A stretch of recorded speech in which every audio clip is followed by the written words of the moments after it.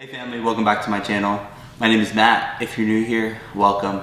Hit that subscribe, that like button, and turn on post notifications, all that fun stuff. Remember, follow me on Instagram. The link will be below. Stay till the end of the video for more information about the giveaway on this channel. And share with your friends and your family. Alright guys, let's go. So in today's video, we're gonna go over another reaction video. It's of the Business Insider page. I just found it on YouTube. It's a pretty cool page. And it has a couple cool videos I want to go over. So this first video I want to go over, it's called Sneaky Ways Airports Get You to Spend Money. Ooh, so I love airports. I think they're kind of a symbol of freedom and I enjoy going to them. I like planes, I like aviation, all stuff that really interests me.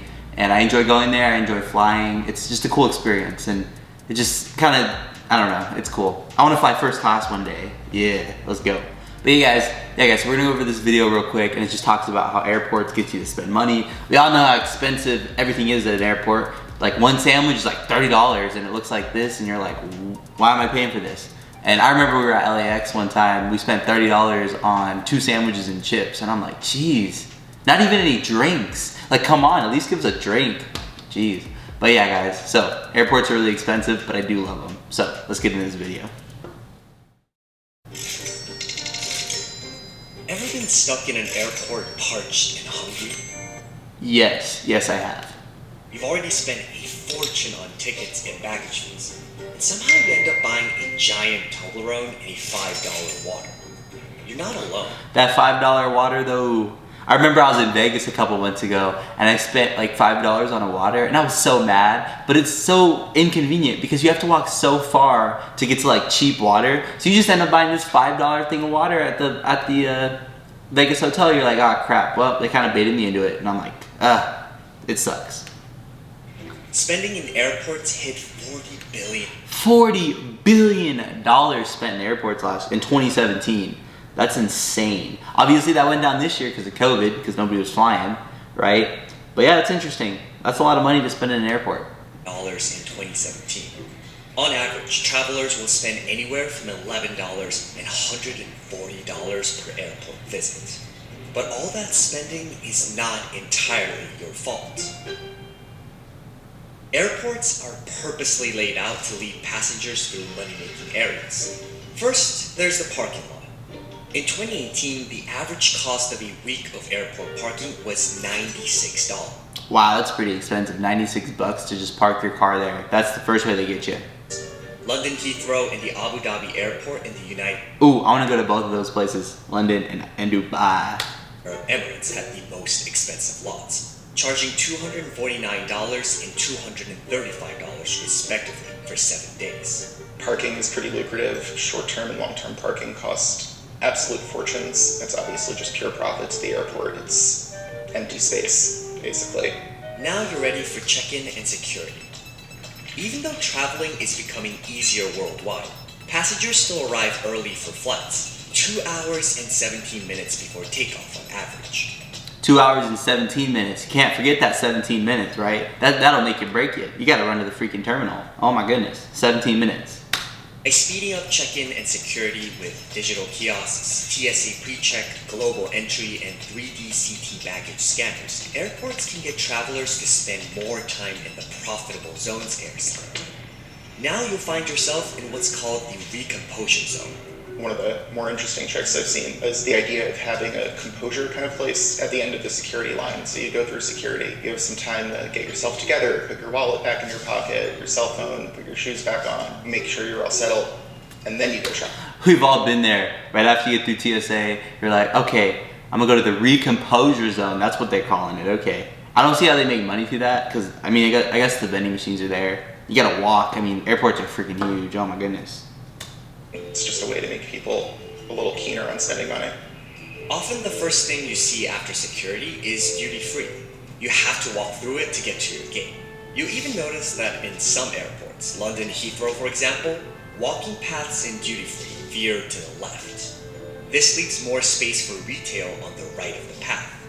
According to the consulting firm Intervistas, that leads to profits because the majority of people are right-handed and will spend more time looking to the right. And while duty-free means foreign taxes on goods are removed, this doesn't necessarily mean they're cheaper.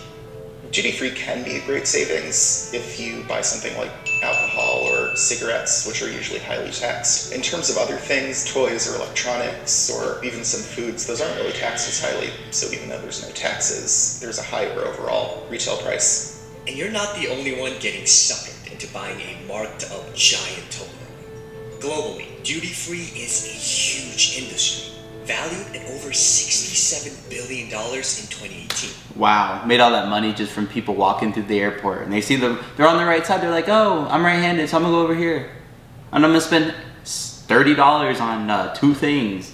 Yay! Maybe this is the business we need to get into, guys." According to a report from Coherent Market Insights. After you're through duty-free, you find yourself in the main shopping area, surrounded by even more dining and spending options. If you're in a European airport, this is where you'll likely be forced to hang out. Airports like London Heathrow and Gatwick don't announce gates until 25 to 90 minutes before the flight, compelling passengers to stay in the central shopping part of the terminal. And there are strategically placed signs that indicate walking times to gates and gate locations in order to keep you stress-free and satisfied. Not to mention massage chairs, spas, ponds, and atriums. Anything designed to keep you relaxed. Because studies show if passengers are 1% more satisfied, airport sales go up by 1.5%.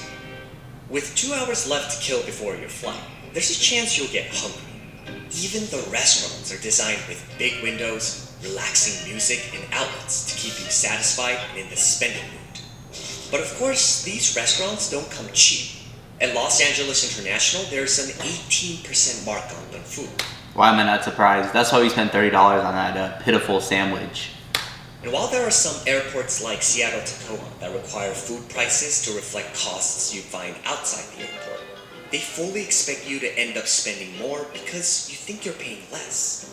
The steep prices are partly... I don't know, who goes in an airport and says, "Yeah, I'm gonna get something cheap today, I'm gonna get a good sale today"? No, nobody does. Okay guys, it's really expensive, as we all know.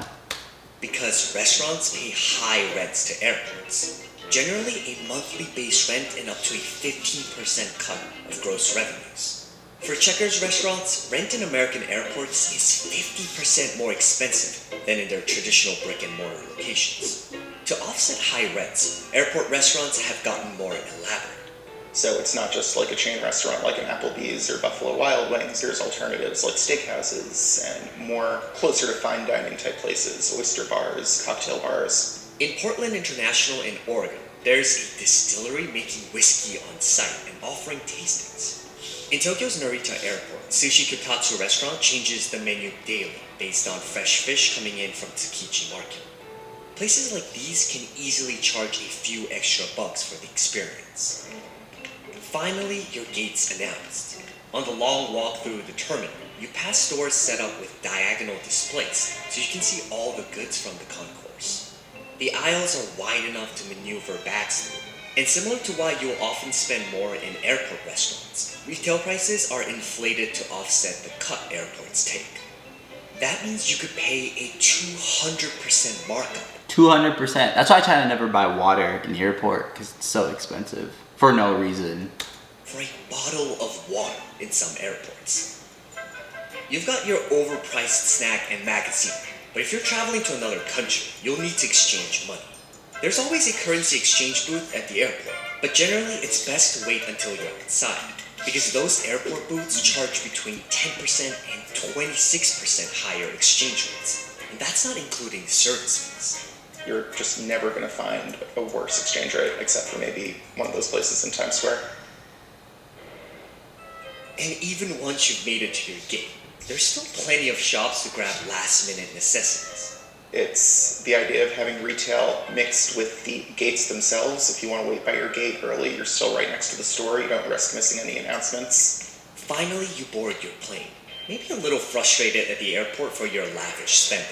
But consider this, airports are not laughing their way to the bank on all these markups. Airports are expensive to run. Of Europe's airports, 47% lost money in 2018. But let's face it, some airports make you spend more because they can. It's annoying, but I mean, it's the reality of it. It's the captive audience theory where people don't really have a choice. You have plenty of time to kill, you're bored. Yeah, what's a great thing to do? Shop.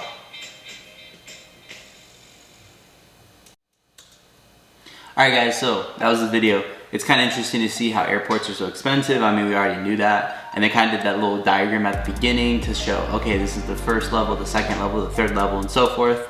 And it's good to think about that next time you're in an airport, because they're expensive, but they're cool. I like airports, just like freedom. But yeah, guys. Alright guys, remember there's a $100 Visa gift card giveaway on this channel. Remember to like, subscribe, turn on post notifications, all that fun stuff. And yeah. Alright guys, that's all for today's video. Remember to continually work to become the best version of yourself, and we'll see you in the next one. Peace.